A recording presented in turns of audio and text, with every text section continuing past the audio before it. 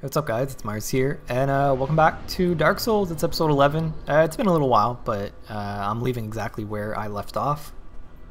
And I'm gonna go do a boss fight. So, and ring the second bell actually. So that's what this episode's gonna be. It's gonna be a little bit longer than last time, just because there's kind of more of a trek to the location I need to be in. And I lost a little bit of time trying to summon at a few occasions. So I'll either cut that out or edit into like a fast forward thing, which I've been kind of touching up on a little bit more, speeding up clips or whatever. If you guys watch the Game Dev Tycoon thing, then you've seen some of the clips have been slowed and altered just because frankly they need to be. So I sent that elevator back up in case I die. I don't have to wait. In case I die between bonfires, I don't have to wait to call it back up, because it will stay on the bottom, so I have to wait and call it back up. So that's kind of a, I guess, a fail safe in case I do end up dying. I can just take the elevator back down instead of waiting that extra 20 seconds or so it takes. So we're back in the Valley of Drakes. I was debating actually going to kill that dragon with the arrows I had, and then I realized I would probably actually need those arrows a bit further on. So I changed my mind quickly. I decided not to do that, and I'll keep it kind of for the boss fight, more or less. I should have bought more, but I kind of forgot about it. Honestly, it had been like a couple weeks until recording the last episode and even playing for the last episode. So I totally forgot that I was kind of doing this build, because I've been playing a lot on PC, and I have a strength build on PC rather than this dexterity build. So I totally forgot what I was doing. So that was kind of new to me. But I quickly got back into the groove of the character and realized what kind of I had to do and whatnot. So it became quickly fun, and I don't know, Dark Souls, just every different build, every time I try something different, the character becomes comfortable very fast. Like I kind of adapt to the characters I use and the different builds I use, and it's like that in most games really. The only weird one that hasn't happened to me is Skyrim. Every time I take a break from Skyrim and I try again, it takes me way too long to get comfortable using a character again. So that was a really like odd one. But most games I can kind of sit down and get back into the groove of things and whatnot, and be really comfortable with. Alright, so I'm just fighting these guys again, and then I'm gonna rush down. So if you guys kind of want to know what's going on, is there's a couple guys that can poison you, and I don't have the best poison defense. I also don't have enough items to get rid of poison to really be comfortable in screwing around down here. So I'm just here for the boss fight, so I'm going to rush as fast as possible down here without pretty much killing myself. So just going down these ladders, and there are a few things you can do in Blythetown. If I said it before, it's going to be laggy in Blythetown. It's one of those areas in the game that's one of the most laggy areas in the game. It's known for that. So I'm just going to go through it as fast as possible. You can see those mosquitoes. Those things will poison you. And yeah, you can see one right there. So yeah, they will mess you up. Now usually I would kind of jump down some of these, but I was just showing the clear way to get down to the boss area down there. And it's pretty straightforward. You kind of go down these things. The first time I remember, I didn't know how to get down. I didn't know these rolling things were at the bottom, so I was getting really lost, and I couldn't figure out what to do. And sure enough, all you do is kind of hop down on this kind of rolling wheel thing, and it works as a kind of elevator. So all you got to do is ride down, and you can ride back up as well that same way. So pretty cool little thing for sure in the game. But the first time around, I was totally lost, and I spent way too much time in Blythetown, and I learned to hate it. And then on my second and third playthrough, I realized it was nothing bad. There are areas in the game a lot worse than that. So yeah, that was kind of my first experience with Blythetown. Now I'm going to go human here for the simple fact that I wanted to summon for the boss fight, because I know with the dexterity build, I'm not gonna kind of do the damage I really need for the boss fight, especially at the level I'm at. Look at the leg right here, actually. she is stretching for the Olympics, apparently. I found it really weird, so I just left it in. But yeah, I'm gonna go human, and I'm gonna try a summon. And I think I tried 3 or 4 summons, and I'm just having a bunch of trouble summoning. I don't know if we're not connecting or our nat types aren't working, but I couldn't get a summon, so I just had to kind of try this last guy, and it didn't work. So I did the alternative thing, and I worked on Mildred, which you'll see here in a minute. Mildred is an NPC that will help you out against this next boss, and it's really helpful. So, but like all NPCs, or most NPCs, you have to fight them at one point in the game. So this is what you have to do to be able to summon the NPC for the boss fight, is you actually have to fight it and then go to the boss like Fog Gate, and then you can finally summon the NPC. So in this case it is Man-Eater Mildred, and she drops a pretty good weapon as well, actually. So I'm just gonna go kill these guys, and the minute you kind of go out here, it will trigger, as long as you're human, it will trigger Mildred to come after you. So I just went out there for the fight, and then I came back here to try to summon some more, and it's a more comfortable place to fight Mildred as well, because those flies are a real pain in the ass. Like if you're trying to take on Mildred and they spit poison at you, basically they'll kind of screw up the rhythm. And being not so comfortable with my dexterity build against kind of a strength user, it was a little daunting to kind of fight this fight with so many things around me. So I kind of backed away until the flies just backed off, really. And I was trying to go for these backstabs, and I just couldn't get the angle right until I finally got it there. So that's what's kind of happening to me, really. Mildred is quite useful against the boss, and as like are most NPCs, basically they get the focus off the boss, and that's what I utilize her for, not necessarily damaging the boss. If you want to do that, it's fine, but I figured I wanted to kind of fight the boss for my own, so I went with the kind of route that, alright, like Mildred is pretty good, she can help me out, but I'll just use her as kind of a pawn so I could actually get the kill and do the damage on the boss. I didn't know what to put these points in.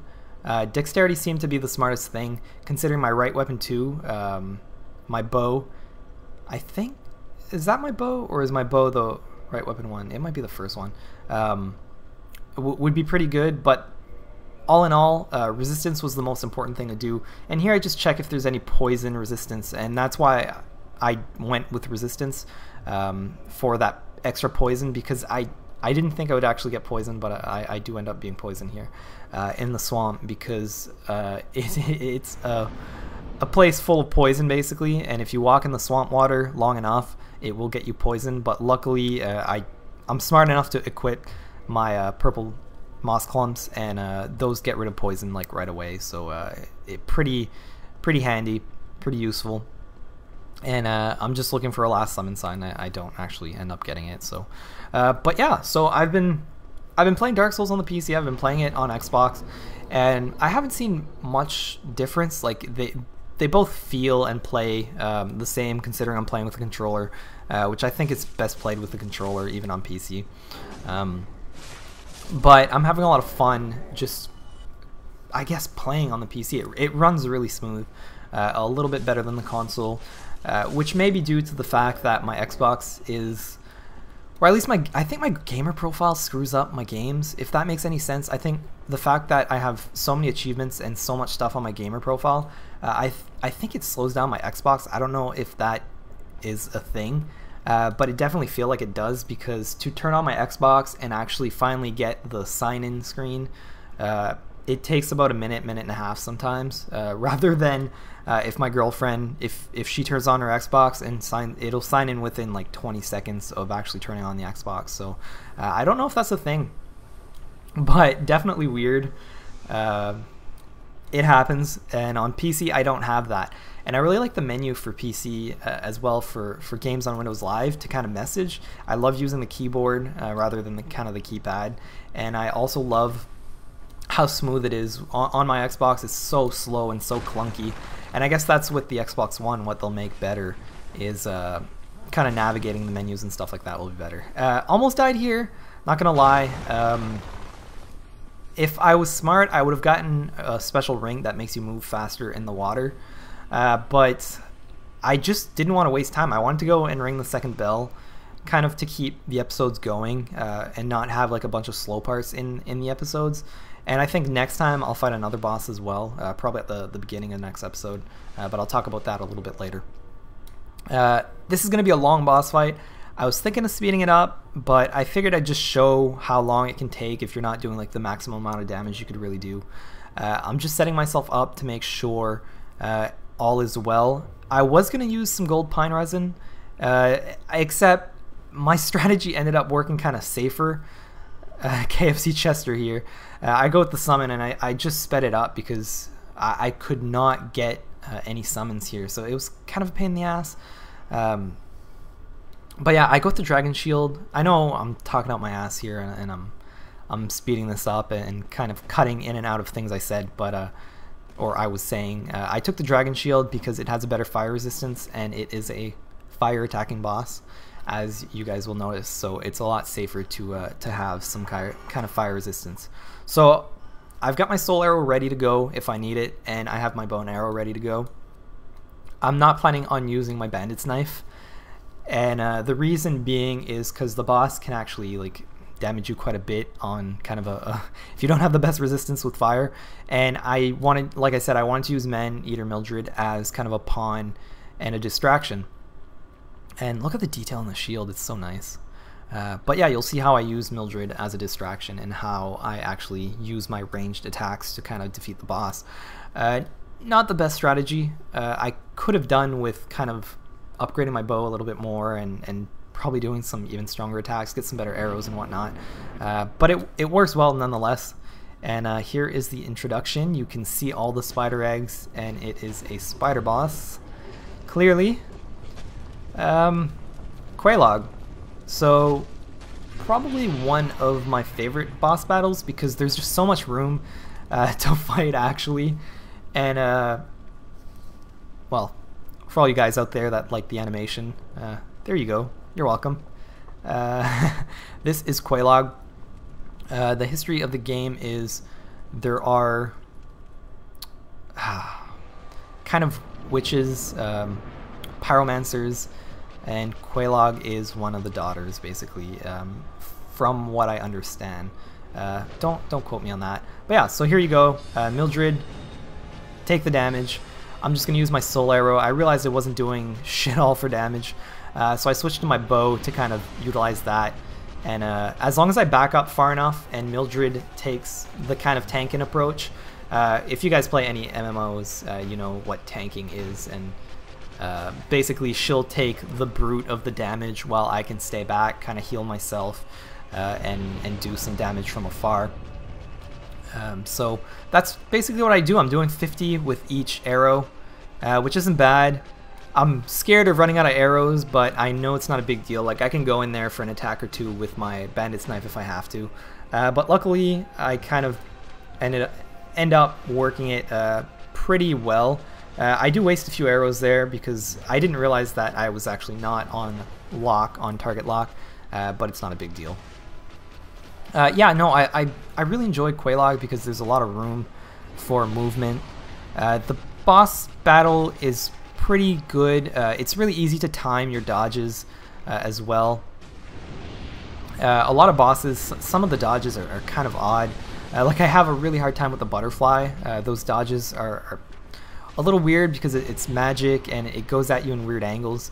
I like the straight up fight here, where if I need to dodge when she's swinging her sword or doing anything, I can dodge the attacks quite easily. And the thing I did with the Dragon Shield is I can take the fire damage if I really need to. And you'll see, I think she hits me once or twice with kind of that fire damage, and it doesn't do a ton of damage. Like, it's really okay. Now if Mildred would actually focus on her and do some damage, which I think she hits her a couple times, but honestly I do the bulk of this damage on my own.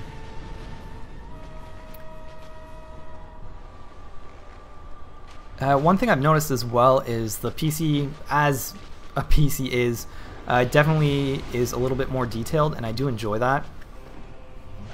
because Dark Souls isn't necessarily a game you think of being pretty when you're thinking of games. You're thinking of something like Crysis, or even like the Battlefield series is kind of known for the graphics and being crazy with the graphics. But Dark Souls is actually a really beautiful game. The art style and the graphics aren't, or sorry, the art style is what makes the game pretty. The graphics aren't the best, cleanest, and kind of clearest graphics. But the details and kind of the story, all the environments tell, is really what makes the game beautiful. And on PC, you kind of notice that even more, because there are little details that you just don't see on the Xbox version. Whether it's kind of the cloth detail or even the shield detail, like I was looking at it, would be a lot more crisp on the PC. As far as I've noticed anyways. I may be wrong. Last arrow, there it goes. I had some more arrows, but I just decided to finish off with my 28 soul arrows. I knew that would kind of do the trick, even though it's just doing 20 damage, which isn't a ton, but Mildred got a hit there, so luckily I was able to finish this boss fight, and I will be on my way to ring the second bell finally, which, if you divide the game the way I divide it, it's kind of everything up to the first bell, ring the bell, everything up to the second bell, ring the bell, and then kind of the third and final part of the game. But in no means does that mean time-wise that I put in the game I'm 2/3 done. If anything, I don't even know that like I'm a third done everything in the game as far as the time goes, because there's just so much stuff after the second bell to do, and things that I could have done before even the first bell that I haven't done. Like I guess a couple things I could have done before this is go like to the depths, and I could go in the catacombs, which you can do like right away, but just because of my lack of confidence and the build, or lack of confidence with the build that I have, I didn't want to go do that right away. I kind of wanted to get the souls to upgrade my character, and then I'll upgrade my weapons, which is kind of the most important thing is your weapon upgrades in this game. So you want to get the embers as soon as possible. So I think I'll be doing that soon enough to go kind of get the embers necessary for me to be confident enough to take on some of the bigger foes and whatnot. So you see here, this giant is opening a gate to Sen's Fortress. We've seen Sen's Fortress before, and I will make my way there when I'm ready. That's right outside the bonfire where Andre is, kind of that blacksmith, and really close to the first bell. We can see it from the first bell. So you have the first bell, which is high, kind of to the heavens, and then the second bell, which is low, kind of in the hell area, which is really neat. I like the concept. And then eventually we'll get to the next part of the game. But for now, I'm gonna show you something a little cool, why I took the ring I did in the beginning of the game. There is a secret here. Luckily it was marked out just so I could see it, and I always screw up this conversation. If you say no, you'll actually lose the option to go past this character. But I had said no on the PC about a day or two before playing this, and then I had to quit out of the menu and up to the main menu and then load the game back in for you to have that conversation option again. So luckily I thought of it, and I was able to actually do this. These guys with the eggs, these are kind of fungus, and they serve this lady on the right, which I'm trying to hide for a second here, just so I have the reveal. Debating what I'm going to do. I'm not sure if I want to keep just slamming points into dexterity and not have that resistance up. I don't know if I want a little bit of equipment load, so I'm kind of debating, but in the end I go with the dexterity and try to go for a more like dodging approach rather than have to take any hits at all. So this is Quelaag's sister, and she is mute, much like the first Firekeeper, unless now if I go here and I put this old witch's ring, she will talk to me. Quelaag, my dear sister. Now, it looks like she's... I don't know if she's talking to her or if she's blind or what, and she thinks... You know, she's half senile anyways, is what I'm saying. You can tell the kind of strain in her voice. The eggs, and they've been kind of cursed. I am afraid. That's why the eggs and everything is kind of like a curse. I'm so sorry. You can also get an egg on your head if you get attacked by those guys, which I'm not gonna do because it's just really ugly. But this is a covenant. It used to be my favorite covenant just because it gives you some pyromancy, which I'm not sure how much I'll touch in this playthrough at all. I'll show you guys some pyromancy for sure, just like I did with sorcery and even some miracles. But yeah, no, for joining the covenant you get a pyromancy, and for giving her 30 humanities you get another one, which is actually an achievement for getting all the pyromancies in the games, all the sorceries, all the miracles. So if you want it, just take your time and join the covenant, and then give her 30 humanities. You can farm humanities in the depths, which I'll talk about when I get there. Not ready to get there quite yet, but you know. Anyways, just thought it was cool to put the old witch's ring and talk to her and show you guys that she doesn't necessarily have conversation options, but if you have that, then she'll actually talk to you, which is neat. Anyways, I realized I was really close to leveling, so yes, I can talk, and I would just use a couple more souls to get that extra level, just for the hell of it, because well, the next area, which I'm gonna go through, possibly might be tough for me, depending, because let's say I'm gonna have to be good on my dodging, which I haven't been good on my dodging on PC. So hopefully with this character I'll be a little bit better and better prepared for the next area. So I figured I would kind of level as much as possible. I was actually going to wrap the episode up here, but I want to show you the next boss if I can. You'll get a quick little glimpse of some tentacles floating in the air on the side, like right side of the screen, I believe. So that'll be the next boss, and I'll do that next episode in a very cheap fashion, which I think everybody kind of does. It's such, I mean, it's so nice and so detailed, like underground, and it's such a nice thing. But anyways, I'm about to wrap up. You can see the tentacles right there on the right. So I hope you guys enjoyed this. It was a little bit of a longer one. I'm sorry if I just kind of ranted and didn't keep on track with the commentary, but it is what it is. So as always, thanks for watching, and I'll catch you next time, guys. Bye.